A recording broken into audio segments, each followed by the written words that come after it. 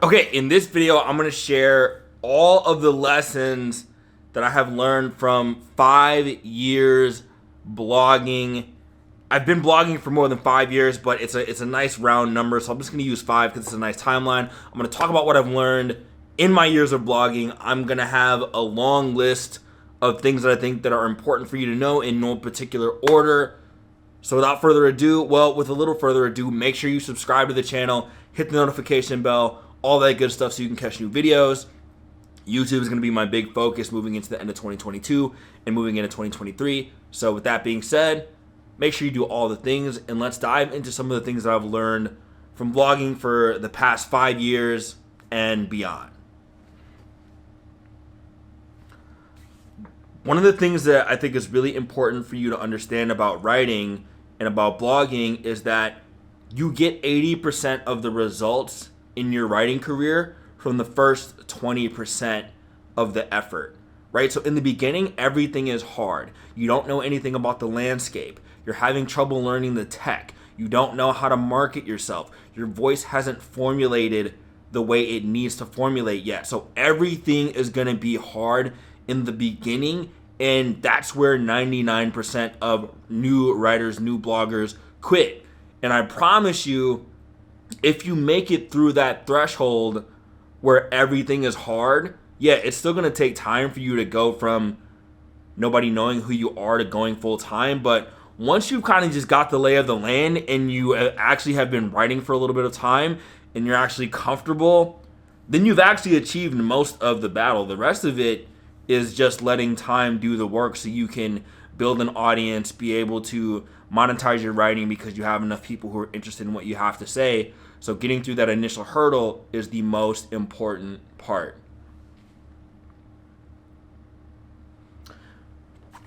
Number 2, when it comes to timelines, I like to give people a couple of definitive timelines that you should think about for you to have a successful blogging career, writing career, however you want to name it. I use blog and writing interchangeable. But when it comes to timelines, I want you to think about a couple different timelines you should use.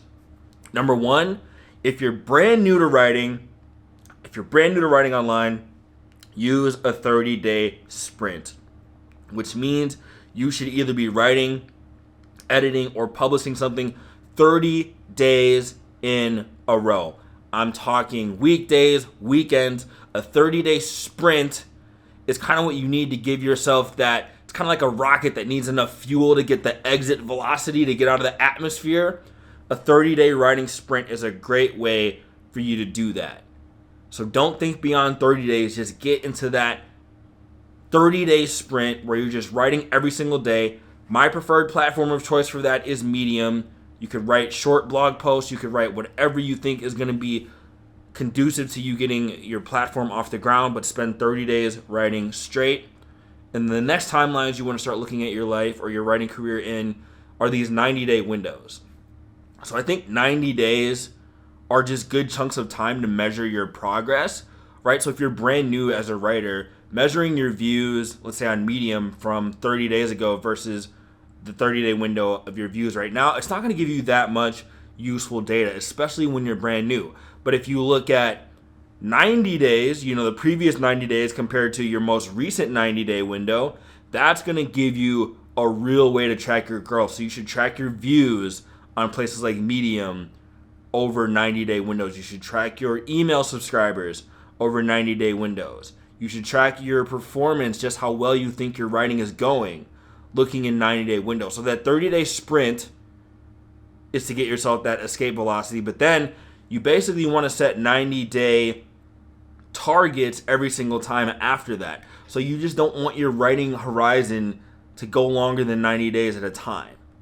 So after you have the 90-day windows established, you're going to have a couple 90-day windows in a row until you get to 12 months writing, right? If you count the 30-day sprint, you're at 13 months. But once you have been writing for about 12 months, that is when you no longer suck at writing. That is when you have a semblance of a voice. That's when you have a decent sized audience. That's when you have income, right? So the first 20% of the journey gets you 80% of the results. It took me roughly 5 years to go from 0 to full time, which is year 1 being 20% of that time. So if you make it about a year, which most writers don't do, if you make it through a year without quitting, the odds of you quitting at all are virtually 0. The next piece of blogging advice I'm going to give you is the number one thing you want to avoid is just starting a blog and publishing into the abyss, right? So let's say, for example, you start a WordPress blog, you get hosting, all that stuff, which I suggest. I actually have a resource down below that shows you how to start a blog in less than 10 minutes for a couple dollars a month. You should do that, but what you shouldn't do is only have your blog be that source of traffic, because if you just publish a blog, nobody's going to know it exists, and it's very hard for you to get people to find out it exists unless you do things like SEO and guest posting, which are strategies you can use, but they're very complicated, and usually they're not beginner friendly. There are a lot of beginner friendly options that can help you get traffic, because these websites have people who are already viewing content on there, so you can put your content on there, and then you can revert traffic back to your blog, right? So for me, still my number one platform is Medium. The thing that I like about Medium compared to other platforms, there are other good platforms popping up these days. A lot of people are writing on Twitter. A lot of people are writing on LinkedIn. A lot of people are publishing on Substack. The thing that I like about Medium the most is that you can get paid to practice your writing, right? So if you go and you write on Twitter, LinkedIn, Substack, you can get outside traffic, and you should use those platforms as part of your strategy, but then you're still going to have to do something else to make the money, right? You're going to have to build an email list, or turn on paid subscriptions on Substack, or create a product, or do coaching, or write a book, or do something to monetize it on the back end. Whereas Medium gives you money just for practicing your writing and traffic, and allows you to build your list, and allows you to build an audience and give you some of that confidence that you'll need to create some of the back end opportunities, which you will have to do. But it's a good place to get the outside traffic to help you do that, and you get paid at the same time. And the other platforms, as of today's writing, don't pay you just for putting your stuff out there. So if I were starting a blog today, I would post on my personal blog first, I would post to Medium second, and then I would use a redirect and link my original blog as the source of that information, so that you don't get duplicate content penalties. And then you can use other areas to get outside traffic as well. So for example, I think that you should have, you basically want to have a stack where you have one primary platform that you're writing on, and then maybe one social media website that you want to post your content on. So for me, that would be Medium as my primary, and then I would probably use Twitter as my secondary.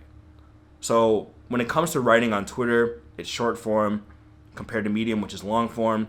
One thing I like to do with my Medium account and my Twitter account is sometimes I'll just go through on my Medium post and look at what my most highlighted phrases and sentences are on my Medium post, and then I just copy them over to Twitter. It's pretty easy. And I've grown my Twitter kind of naturally, because Medium and Twitter share the same founder. So there's a lot of synergies between them. So I've kind of casually built my Twitter along that line, just because I've been writing a lot and posting a lot on a company owned by someone who founded the other company.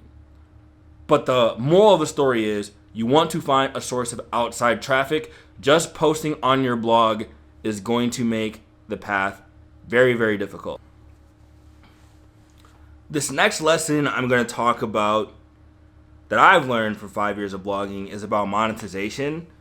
And the lesson is that all the monetization models work, but none of them are going to work unless you pick one or a handful of them that you're going to use, and then you want to build them one at a time. So I have met so many different people in the blogosphere over the years. I have so many friends who have 6-figure businesses from writing, 7-figure businesses from writing, and I've seen them do it in a variety of ways.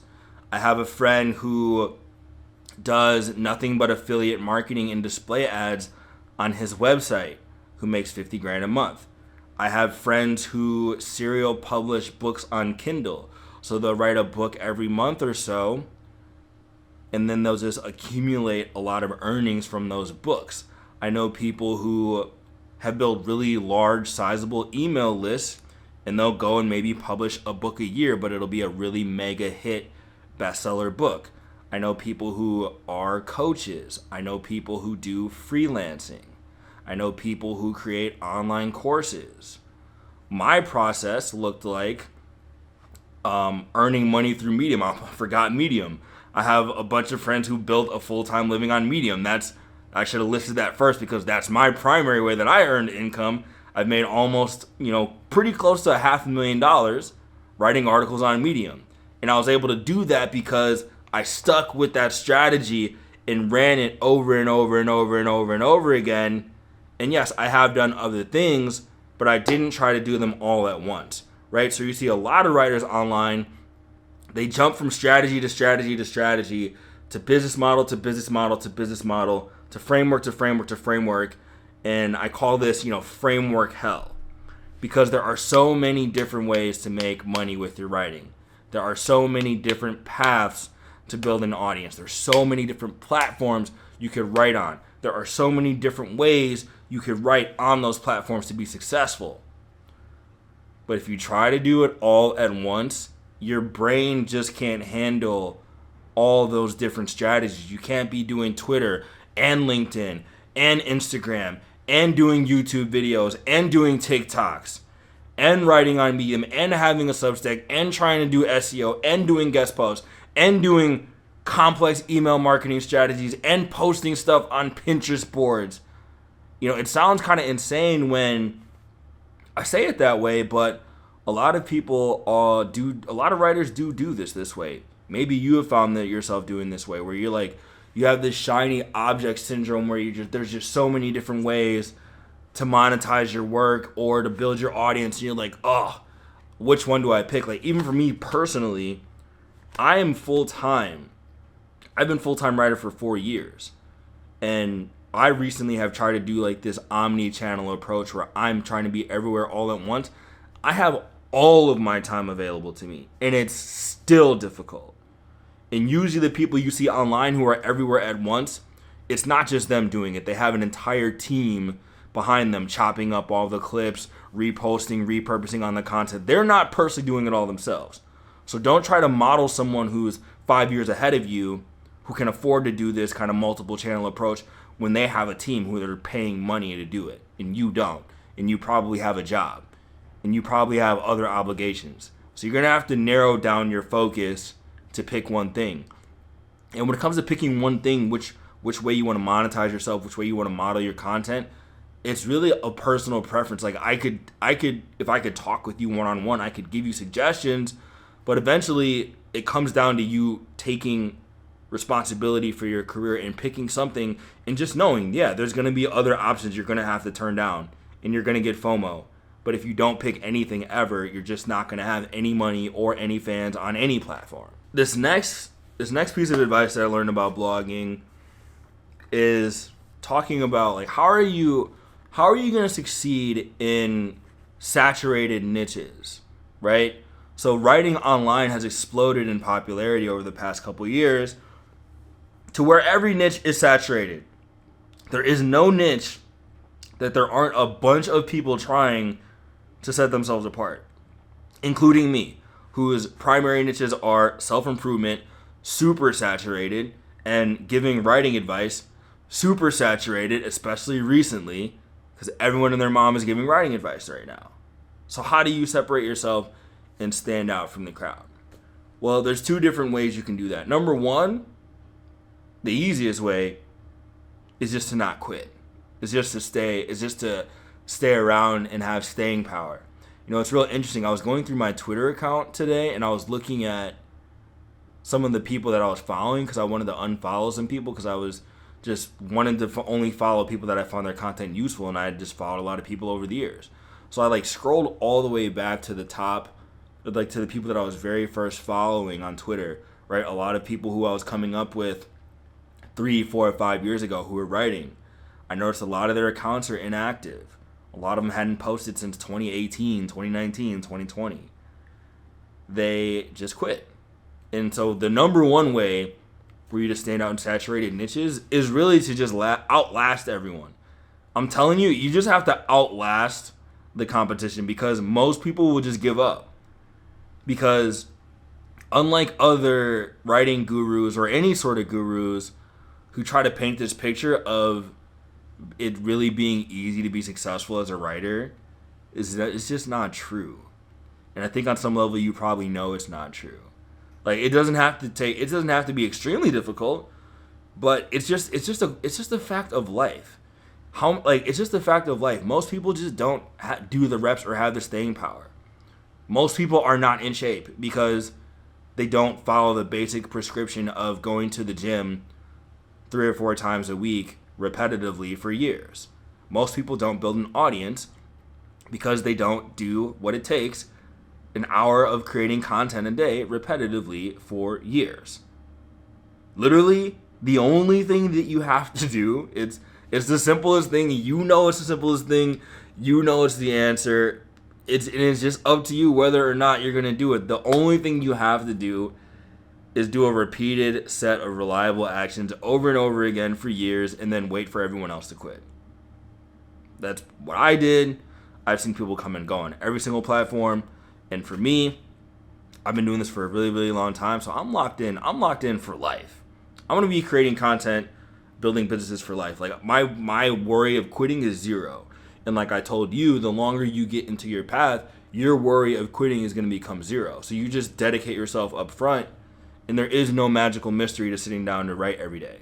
There are frameworks, and I will be continuing to teach those frameworks to make it easier for you, but ultimately it's going to be your responsibility to do that. Number 2, the way that you stand out in saturated niches, you have to find your angle, your position, your way to differentiate yourself. And like, a lot of that is going to come from, again, it's just going to come from a byproduct of practice. But one thing that you can think about, whatever niche you decide to be in, is you want to think about some ways that some of the things you disagree with in your niche, or some of the ways you think you can juxtapose yourself against other people in your niche, right? So for me, when it came to writing self-improvement content, I realized, or my belief was just that a lot of self-improvement writers were just creating this airy-fairy, like, lollipop picture of self-improvement that I just didn't feel was true. And I felt that my way to create a lane for myself was to add some real context and to talk about what the reality of life was like, and that every single person doesn't start from the same starting place, and there's no easy 10-step blueprint to success, that there are a lot of factors involved, that you are going to have to work hard, that it might be an unfair level of work that you might have to do, but you still have to do it anyways. And that resonated with a lot of people. So for you, it's going to emerge. Like, you're just going to find out what works for you by writing. And I realized, like, I kept getting the feedback that whenever I would just say kind of those brutally honest truths, those aggressive, when I took that aggressive tone, like, people responded to it. So I decided to double down on it. I have different writer friends who they go on all sorts of different angles. I have some friends who are very formal, who are very analytical, who are very data driven, and that works for them. I have some people who their message is the exact opposite of me, where they try to be a little bit more gentle and encouraging and tell them to practice self-care and they show more vulnerability because it's natural to their personality. So really the only way you're going to beat people in saturated niches is the way you position you and angle yourself in your personality. It's the only thing that people can't copy. The only thing that people can't copy is your stories, your experiences, your unique personality, your little quirks. So you try to inject those as much as possible into your writing, and that's how you stand out. If you want to be a successful writer, successful blogger, whatever, one of the things that's going to be really important for you is to build a network of other writers who can help you along the way. So I've done partnerships with different writers. I've done collaborations, affiliate deals. When my books come out, I have a list of friends who I can ask to promote it for me. We recommend each other's stuff. We write testimonials for each other. So really, a lot of the big writers you see, the reason why they're able to continue to grow and scale so quickly is because they're part of insiders clubs of people who will go out of their way to help them. And really, there's really no gimmicky networking techniques that you need to do. Again, all this stuff sounds very basic and simple, but the way that you build a network is by becoming really good. It's just this process. Like attracts like. When you are really good at your craft, you're just gonna you're naturally just gonna make friends in the writing world. It's just inevitable. Like I can't even tell you exactly how I've met so many people and made so many connections over the years, other than they found my work and thought it was really good, or I found their work and thought it was really good, and it just started like, hey, I really like your work, and like, hey, I really like your work too, and it's like, hey, maybe we could work together. It's like, hey, yeah. And then I'll get invited to these secret writers groups and masterminds and communities. So like what you don't realize is that like you just see what's going on the surface level, but what you don't see what's going on behind the scenes. You don't see that your favorite Twitter writer has 12 buddies who's retweeting his stuff and making it blow up on purpose. You don't see that your favorite writer has an army of friends who are emailing their 10,000, 20,000 people email list when they have a book come out. Like this stuff just doesn't happen by coincidence. It doesn't happen by coincidence. These people have other people helping them. And then once you get into that insiders club, you guys just want to keep it insulated, and you're very careful about who you let in, not because you're trying to keep people out, but just because most people, you want your effort to be justified and rewarded in helping people. So when people reach out to me for help, I've had several writers who are on the come up, and they reached out to me for help, or they wanted to have a call with me or talk with me, and I'm always willing to help them because I saw that they were on the come up. The people I don't want to talk to are the ones who haven't done any work, and they're just asking for me for advice to pick my brain and drain me of my energy and time without giving me anything in return. So the way you build a network, the way you get mentors, the way you get people on your side is doing the work. And then that's when you can make little intros. That's when you can send DMs. That's when you can send emails. Like if you want to send a DM or you want to send an email to someone, you better be sure that when they check your profile, when they check your Twitter, your Medium, your Google results, that like there's stuff popping up of things you've already done before you reached out to them. Without that, it's going to be hard. So do the work on your own, and then you'll naturally build a network that's going to make it a lot easier for you to succeed in the future. And the last piece of advice I'll give you, which is just the honest truth, and I'm kind of it's the theme that runs through everything that I've written about already. And I know sometimes you guys are looking for like the magical tips or the recipes or the exact frameworks and formulas, which are things that I plan to give as this channel grows. But dude, this is just a product of massive levels of repetition, right? I titled this 5 years of blogging because it's a nice like round number that'd be good for the title, but I've been actually doing it for 7 years. And this is day in, day out, doing the work over and over and over and over and over again. That's how you get good. That's how you get good. Like you just have to do like one of my favorite quotes comes from Alex Hormozy, and he says, just do so many reps that it would be unreasonable for you to suck. Like just write so much that it would make no sense for you to be bad at it. Do so much volume that it would make no sense for you to not have some results. Reach out to so many people that it would make no sense for you to not have any connections, any customers, any sales. Like if you just go, it's just like it's all like exercise. If you ate clean every day and you lifted and ran and walked 10,000, 20,000 steps a day, and you did that for 5 years, it would be insane for you not to have an 8-pack and be swole and jacked. It's the same way with writing. You have to do so much work that it would be unreasonable for you not to be successful. You're going to say that I'll show you the same thing with my writing. As I grow this channel, you're going to see the same effect with this channel. I'm going to create a lot of content for this channel, and you're going to watch me grow year after year after year after year because I'm in it for the long run. So hopefully, as I continue to share these new lessons with you, as I bring on other people to share these lessons with you, you're going to continue to grow and elevate with me. So this is like my big catalyst video, and then we'll start doing some more granular, trying to kind of tactical content moving forward. But that is my final piece of advice for you. You have to do the reps if you want to be successful. Okay, this was a long video, but I've been writing for a long time, so I wanted to get this stuff out there. If you enjoyed this, make sure you subscribe to the channel. Make sure that you like the video, comment, subscribe, all that good stuff. Had a blast shooting this one, and I will see you on the next video.